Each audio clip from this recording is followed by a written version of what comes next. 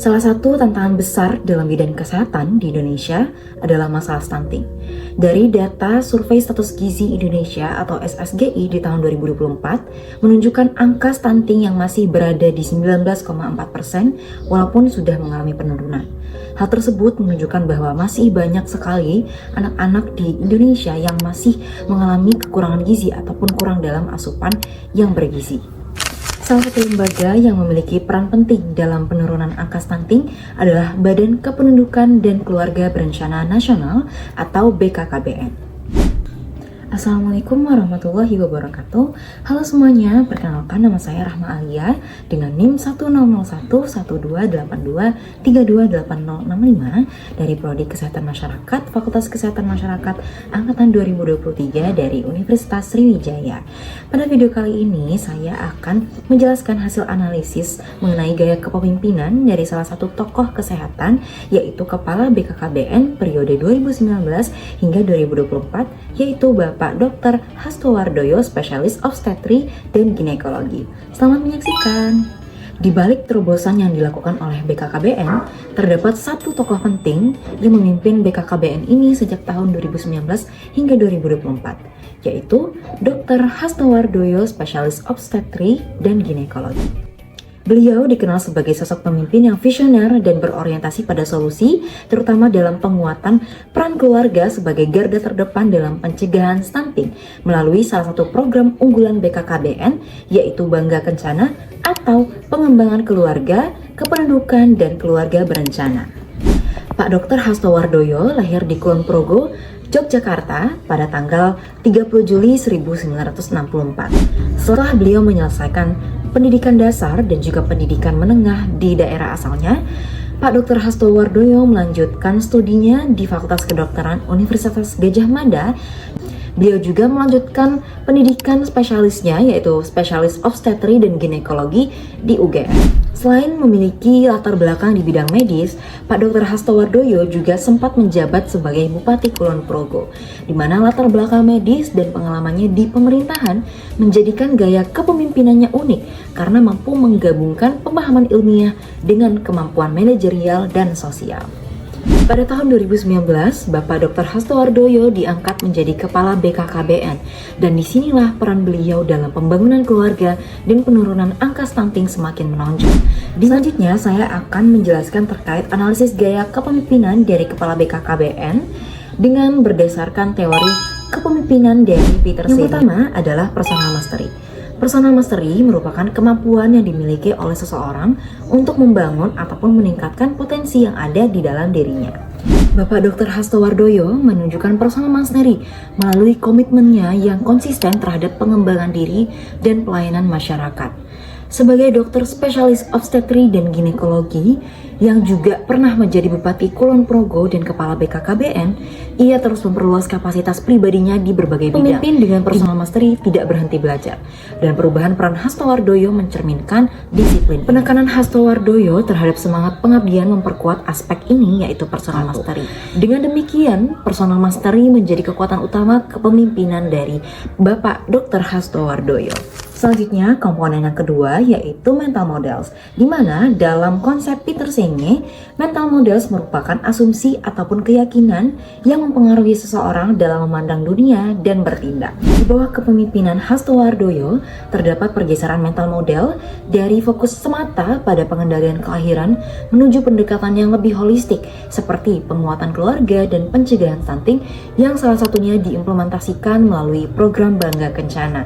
Perubahan ini menunjukkan upaya mematahkan asumsi lama tentang tugas BKKBN dan menggantinya dengan pola pikir yang mengaitkan kependudukan, kesehatan ibu anak, dan pembangunan keluarga. Selain itu, terdapat kebijakan-kebijakan Hasto lainnya yang juga berbasis pemberdayaan, seperti Gerakan Bela dan Beli Kulon Progo yang mendorong warga untuk membeli produk lokal. Dengan demikian, kepemimpinan Hastowardoyo mencerminkan kemampuan untuk membentuk dan mengubah mental models organisasi menjadi lebih adaptif dan partisipatif. Poin yang ketiga dari konsep kepemimpinan dari Peter Senge adalah shared vision. Nah, berdasarkan konsep Peter Senge, shared vision ini merupakan proses membangun komitmen bersama terhadap tujuan ataupun masa depan yang ingin dicapai oleh organisasi. Hasto Wardoyo menerapkan prinsip ini ketika membangun visi bersama antara pemerintah daerah dan masyarakat dalam pengentasan kemiskinan dan peningkatan kualitas hidup keluarga. Dalam konteks ini, visi kepemimpinan yang partisipatif, Hasto Wardoyo menekankan pentingnya sinergi antara pemerintah dan masyarakat dalam pembangunan. Salah satunya yang saya kutip dari website kagama.co di tahun 2022, di mana dalam penerapan program Bangga Kencana pada masa kepengurusan Hasto Wardoyo terdapat beberapa inovasi yang ia cetuskan dengan formative research. Di mana formative research ini melibatkan perwakilan anak muda di seluruh Indonesia untuk berbagi ide bersama serta menggandeng Johns Hopkins University. Dari salah satu contoh tersebut dapat kita lihat bahwa Bapak Hasto Wardoyo sangat menghargai pendapat-pendapat dari anak muda, di mana ia juga mengatakan bahwa untuk membangun keluarga yang berkualitas, sasaran yang tepat adalah anak muda. Untuk itu, perwujudan perubahan yang ada diantaranya adalah penghapusan jargon 2 anak cukup, di mana Pak Hasto Wardoyo menggantikan jargon tersebut dengan hidup berencana itu keren. Selain itu, terdapat juga komunitas yang disebut sebagai generasi berencana atau genre yang menjadi duta sebaya anak muda untuk membantu mencapai tujuan program. Poin yang ketiga selanjutnya adalah team learning.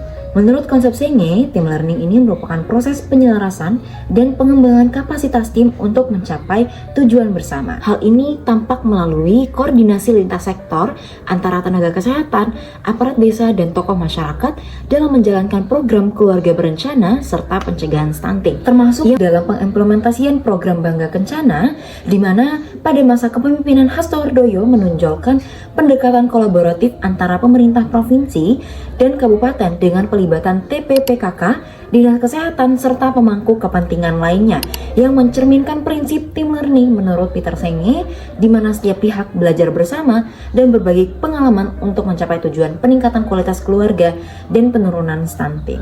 Nah, poin yang selanjutnya atau yang kelima dan atau yang terakhir adalah system thinking, di mana system thinking ini menjadi inti dari kelima poin dalam learning organization menurut Peter Senge.